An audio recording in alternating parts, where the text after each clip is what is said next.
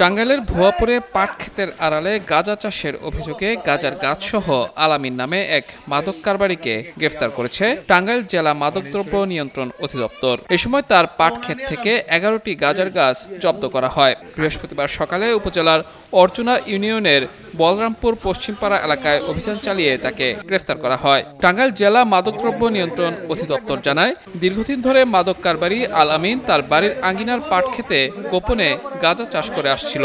গোপন সংবাদের ভিত্তিতে বৃহস্পতিবার সকালে অভিযান চালিয়ে পাটক্ষেত থেকে ১১টি গাঁজার গাছ জব্দসহ আলামিনকে গ্রেফতার করা হয়। পরে তাকে ভুয়াপুর থানা পুলিশের কাছে হস্তান্তর করা হয়। তার বিরুদ্ধে ভুয়াপুর থানায় মাদকদ্রব্য নিয়ন্ত্রণ আইনে একটি নিয়মিত মামলা দায়ের করা হয়েছে। এছাড়া মাদকের বিরুদ্ধে এ ধরনের অভিযান অব্যাহত থাকবে বলে জানিয়েছে টাঙ্গাইল জেলা মাদকদ্রব্য নিয়ন্ত্রণ অধিদপ্তর।